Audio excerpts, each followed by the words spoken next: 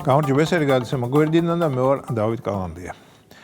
ევროკავშირი საქართველოსთან დაკავშირებით არაფერს აკეთებს.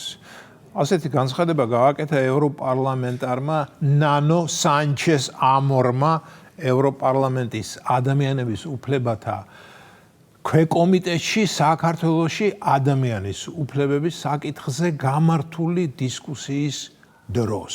ჯერ მეგონა რომ დადებითი კონტექსტი იყო ნანო ამორის ეს სიტყვები. დიახ, მეგონა რომ სანჩეზი იმაზე ნერვიულობს ევროკავშირს, რომ ჩვენ მიმართ უცნაური პოზიცია უკავია, უცნაური, ანუ როგორც ახლა ამბობენ, ბულინგისებური, მაგრამ თურმე არა. ნანო სანჩესი იმ მებულინგეების რიგიდან ყოფილა და სრული ტექსტი, რაც მან თქვა, ასე ჟღერს.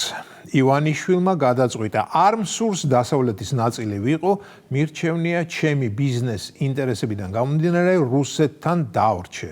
ევროკავშირი საქართველოსთან დაკავშირებით არაფერს აკეთებს. უნდა ვიმოქმედოთ. აბა იმოქმედეთ ევროპარლამენტარო ძმებო.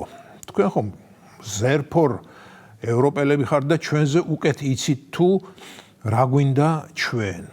ჩვენ თქვენი გადმოსახედიდან ხომ პატარა ბავშვები ვართ და საკუთარი სურვილების არაფერი გაგვეგება.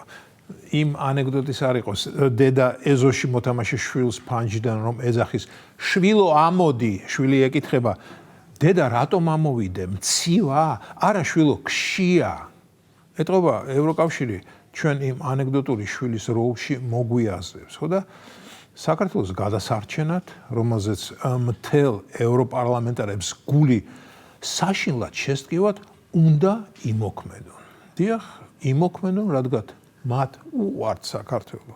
მათ ესმით საქართველო. მათ რაც თავარია იციან სადაა საქართველო და ღამით რომ გააღვიძო, გლობუსი გაუწოდო და ჰკითხო, აბა ფრანცისკო თუ ბენიტო თუ ადოლფ, სადაა საქართველო და ისინი თვალდახუჭულნი გლობუსზე პირდაპირ საქართველოს ატაკებენ თავიანთ დაკონეტილ საჩვენებელ თითს. ახლა ის ვიღაც ნანო სანჩეს ამორიც, ესპანელი პოლიტიკოსი, რომელიც 2019 წლიდან ევროპარლამენტში დიდ ხელფას იღებს იმისთვის, რომ დაძაბული მუშაობის რაღაც იმიტაცია მოახდინოს, მოგვადგა ჩვენ. ის ნანო ნაჩოსი რა იყო? სანჩესი მგონი ახალი პერსონაჟია, ადრე არ შემხვედრია. ამიტომაც დავინტერესდი მისი ბიოგრაფიით. დავინტერესდი, გავეცანი და დიდი ვერაფერი საინტერესო ნახე მისი ცხოვრების განვლილ გზაში. ერთადერთი ის გავიგე, რომ ევროპარლამენტში ძალიან დაკავებული ადამიანია. უამრავი საქმე აყრია თავზე.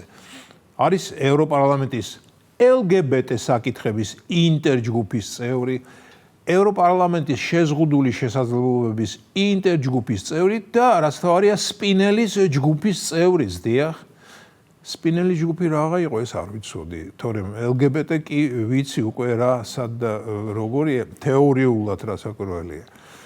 გადავშალე ენციკლოპედია ბრიტანიკა და იქიდან ამოვიკითხე თუ რა ყოფილა სპინელის ჯგუფი.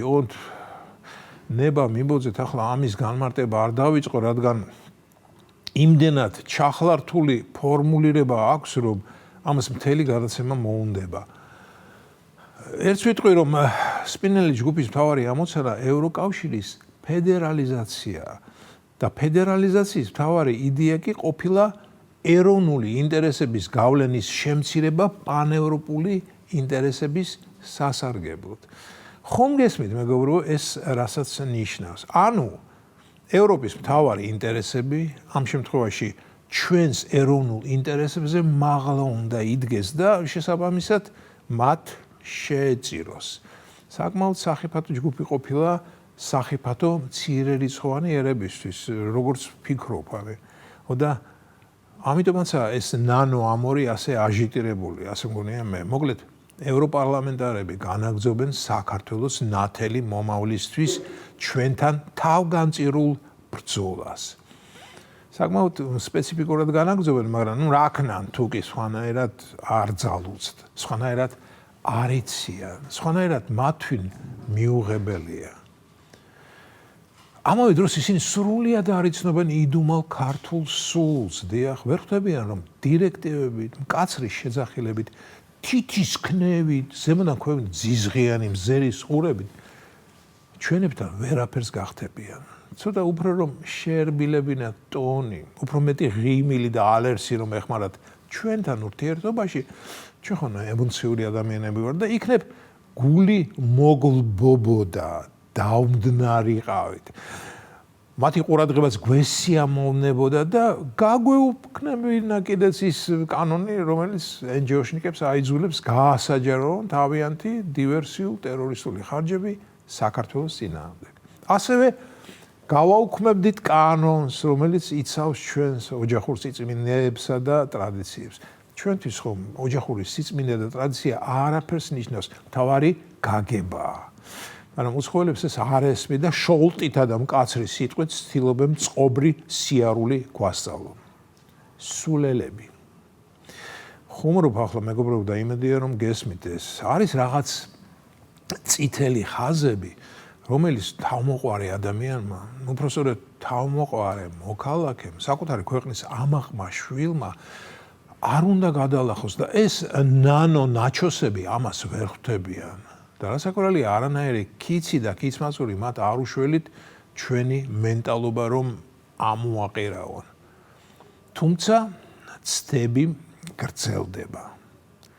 და ბოლოს მაინც საიდან მოიტანა იმ ნანო შმანომ რომ ივანიშვილს გადაწყვეტილი აქვს თავისი ბიზნესიდან გამომდინარე რუსეთთან დარჩენა, არ ვიცი. როგორც ვიცი, რუსეთთან ივანიშვილს უკვე მრავალი წელია ბიზნეს ურთიერთობა არ აქვს, მაგრამ ნანოსთვის ამას არ აქვს მნიშვნელობა. ენას ძვალი არ აქვს და ნანოც რქებით აწვება იმას, რაც მას სპინელის ჯგუფში დაავალეს. ეს იყო გადაცემა გვერდიდან და მე ვარ დავით გალანდია.